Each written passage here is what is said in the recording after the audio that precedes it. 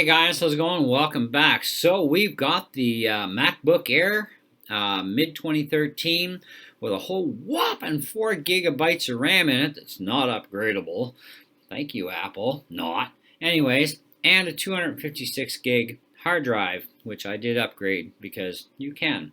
Anyways, so we have the Cinebench R23 results in, and it looks like we've scored a 1395 on the multi-core level.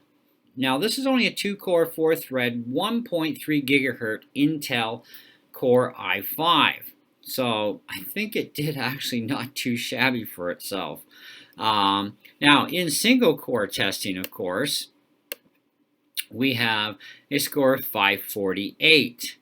It did really well in the single core. You know, it almost makes you wonder why Apple doesn't just stick with a single core chip, because these things smoke really good in single core processing. At least that's how I'm taking the results, considering what it's going up against when you look at the chart. I mean, hey, it may be 11th in place, guys, but come on. It's doing pretty good with what it's going up against.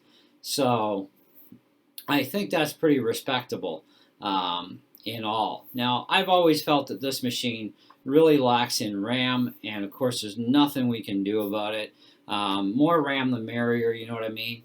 Now, I'm running Big Sur on this for an operating system too, which actually is chewing up just over 2 gigabytes of that RAM.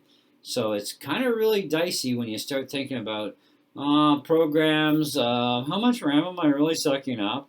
Well, you know, there's a program in your Mac OS called Activity Monitor, which is funny because some of these YouTube channels I've been watching even this morning are thinking this is a new feature in the Mac OS. And I'm like, it's been around for a long time, kids. Like, where have you been?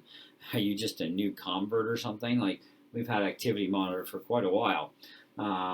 Even Catalina's got it too. But anyway, so, hey, that's people for you, you know, like, hey, whatever. But the results are the results, and I've been doing testing like this for you guys just to get it out there a little bit more, maybe in case maybe you missed it on a certain model year of a Mac. I have a number of different Mac systems, and of course we've already Cinebenched my Mac M1.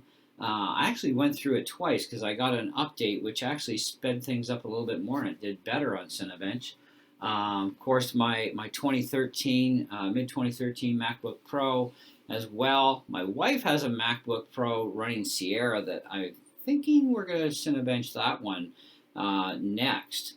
Because I'm kind of curious to see how well it does, because it's only, I think it only has about 8 gigs of RAM in it right now, if I remember right.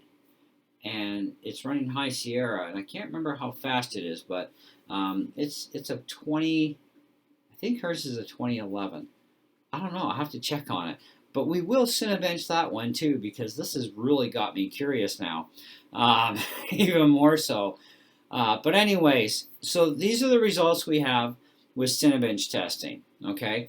And I kind of like this program better than the others, but there are a lot of different benchmarking programs, and I guess maybe some of them do different things than others, and that's fine too.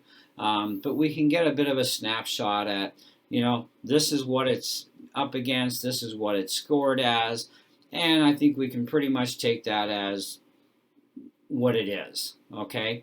Now, if we had more RAM in this thing, it may or may not have done any better. We don't know, because we have no way of finding out, because you just can't upgrade the RAM in an Air. You've never been able to. But I'd like to get my hands on another Air, though. I've been kind of eyeballing the i7 quad-core version, and I'm trying to get my hands on one just because I have to have it. I don't know why. I gotta know, I guess.